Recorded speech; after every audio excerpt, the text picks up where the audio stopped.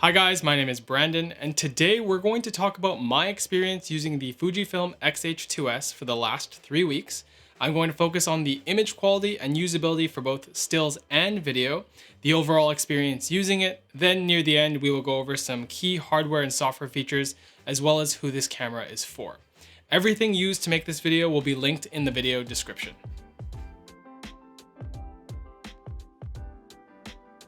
Let's start with the photography experience. I am coming from using a Fujifilm X-T4 for stills since its release in 2020. The X-H2S is a very different experience from that camera. Fuji has opted to forego the exposure dials they have become known for and replace them with traditional buttons and dials to change your settings. At first, I did not enjoy this change. Aperture and shutter speed are mapped on the front and back dials of the camera, while ISO and white balance are by default mapped to dedicated buttons on the top of the camera. This took me a while to recalibrate to, particularly with ISO feeling really slow to change. Thankfully, Fuji just released a 5.0 firmware update a week ago that now allows you to map the front or rear command dial to ISO. It's great to see Fuji listening to user feedback and actively supporting the camera with updates as time goes on. Typically on my X-T4, I would set my aperture and ISO to fixed settings in manual mode, leaving my shutter speed on auto.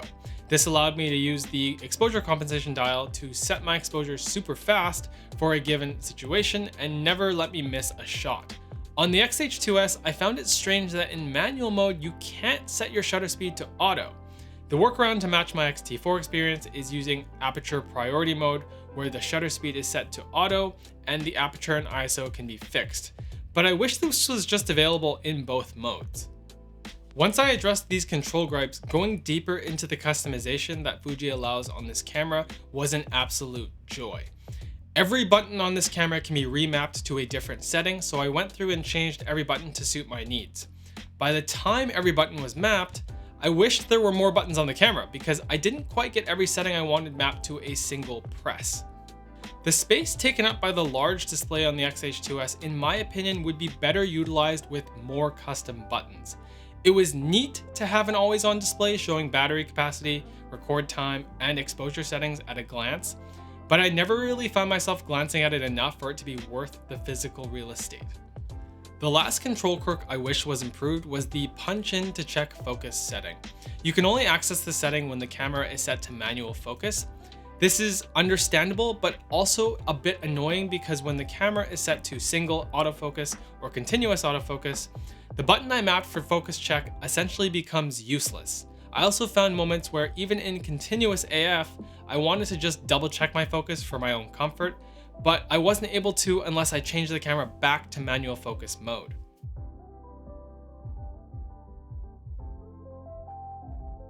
After about a week, I got used to the control quirks and really started to have fun with this camera. I took a quick weekend trip to Vancouver Island with the X-H2S and loved the stills I got off the camera. If you have ever used a Fujifilm mirrorless camera of any kind, you will feel right at home with the image quality coming off this sensor. Fujifilm has really mastered great color science and overall image detail over the years, providing a look that is unique to them and really easy to work with. You can absolutely achieve similar results with almost any camera these days with enough time, but the ease with which a great photo is made on this camera in editing is to me one of its strongest points. The OLED EVF was also a noticeable upgrade to my X-T4 and probably one of the best EVFs on any camera that I have ever used. Autofocus for stills was quick, and I very rarely found the camera missed the subject I wanted, even when shooting unpredictable subjects like my son or animals on a farm. Let's move on to the video side and ultimately what I think makes this camera stand out in Fuji's lineup. Let me start by saying the image quality in the video of this camera punches well above my expectations. In previous Fuji cameras that I've owned, I always found that the video came off surprisingly over sharp and a bit digital for my taste. The X-H2S image is not at all like that. Images are organic looking and the color straight out of the camera, even just using the baked in film simulations, looks great. The F-Log2 profile really feels like an improvement over the original F-Log of previous cameras. The dynamic range this camera has is impressive, especially for a hybrid camera. I took a few shots looking directly into the sun and was really surprised at how nicely the highlights rolled off. Like any digital camera, you do need to make sure you expose correctly, but when you do, you are rewarded.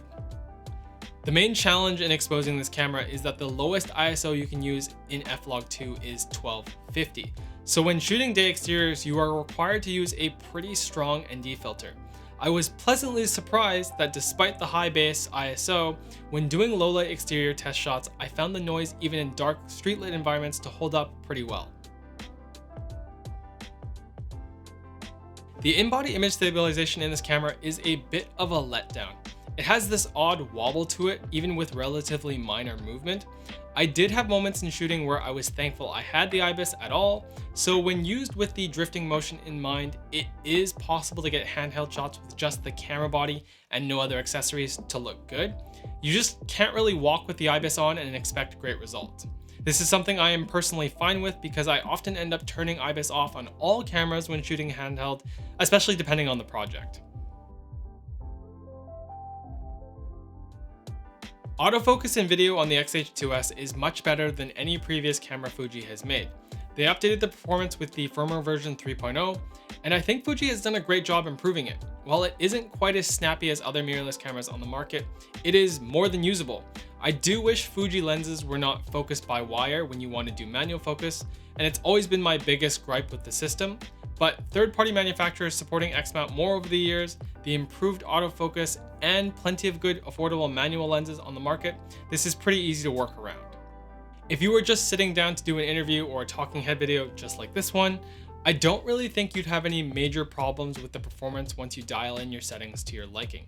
I tested it at night with some ugly street light on my face, and while it wasn't perfect, if I was vlogging and I just needed to do a quick shot speaking to camera, I would be more than satisfied with this performance. One of my favorite things about this camera is the media and codec options. You can record up to 6.2K up to 30 FPS in OpenGate, ProRes HQ, as well as 4K 120 FPS in H.265, all internally. The camera has dual media slots, with one slot being an SD card and the other being a CF Express Type B. To test the full range of the internal codecs, Sabrent sent over their newly announced 512GB CF Express Type B card for me to use with this camera. I shot most of my test footage at 4K DCI ProRes HQ, as well as some OpenGate 6.2K. This isn't sponsored, but after using this card in the X-H2S, I wish more cameras used CF Express Type B. This 512GB Sabrent card only costs $200 US, with a comparably slower V90 SD card costing double that on the low end, while also being a more fragile media format. The amount of SD cards I have had physically break on me from normal use has always had me scared of buying a card larger than 256 gigs in fear of it just dying from regular use. Fuji made a great choice with the CF Express Type B. I honestly wish Sony had done the same instead of supporting the significantly more expensive CF Express Type A. Red just released their Komodo X, which also uses CF Express Type B, so I hope a trend begins here. I also appreciated that when shooting stills and videos, I was able to keep all of my stills on the SD card and all the videos on the CF Express Type B card, which allowed for really easy media organization upon ingest. You also have the option to record B-RAW or ProRes RAW externally via the full-size HDMI. I didn't get a chance to test this because I don't own a Blackmagic 5-inch recorder, but given how good the internal ProRes HQ footage looks, I don't view this as an essential part of this camera since I personally have never been a fan of using external recorders. That being said, it's great that you have the option for RAW recording if you need it. Physically, this camera feels great. The grip is much more significant than my X-T4, which I appreciate from a hand feel standpoint. The camera is heavier than Photo X series cameras, so especially with more video friendly lenses, the camera can feel on the bulky side depending on how you decide to carry it. I would not describe it as unreasonable though by any stretch. The I/O on the camera is what you'd expect from a good mirrorless hybrid camera these days. Microphone in, headphone jack, full-size HDMI as mentioned before, and USB Type-C that can be used as a power input, which is always appreciated. On the subject of power, the battery life on this camera is amazing for a stock battery. It uses the same NPW235 that my X-T4 uses, and I managed to get through an entire day of shooting on 3 batteries or less throughout my testing. You could definitely still rig this with a larger V-mount battery, but unless you are building out a cinema style rig, I think most people would be more than happy with the standard battery, which really keeps the size of the camera more manageable. Fuji gives you 7 custom function modes in this camera. Each one can be set to photo or video with specific settings to suit your needs. You can do things like make one profile dedicated to slow motion video shooting and then another that is optimized for capturing HDR images with a bracketing drive mode. An entire video could be made just going over all the combinations possible, but I appreciate the streamlined efficiency this can offer. You do have to spend quite a bit of time setting each one of these profiles up, but once you do, bouncing between each mode feels fairly seamless. I do wish the custom buttons could be mapped differently depending on which custom profile you are in, but once you map your custom buttons, you are stuck with them for every profile mode. Another unique feature of this camera is the new Frame.io camera cloud functionality. This requires Fuji's FT-XH transmitter grip, which is a $1,000 add-on, but it allows you to shoot untethered and transfer your photos and videos directly into Frame.io, allowing someone else on your team or a client to comment or even start working with the media you shoot as it's captured. I did not have a ton of time to really test this feature in the proper environment. However, I do see the potential it has for people who really need a quick turnaround or the requirement of working with a team that is across the globe. It feels like the beginning of a shift in media workflow that I'm sure will be more heavily adopted by more cameras in a few years. This camera was clearly designed for a professional who does a good mix between stills and video work. I don't see this as a very beginner-friendly camera, but that's okay because if you are a professional, this is one of the best hybrid experiences in a camera you can have on the market. Fuji has done a great job with this camera to the point where, despite using Sony cameras for a very significant amount of my career, I'm going to personally pick up an X-H2S for making videos like this one. Besides the points I've already made, things like lenses for this system are generally more affordable than full frame equivalents, and I do not mind that this camera is an APS-C sensor in a sea of full frame alternatives. It makes getting good images relatively easy, and just as important to me, it's a fun experience to use, with a few imperfections, just like any other camera out there.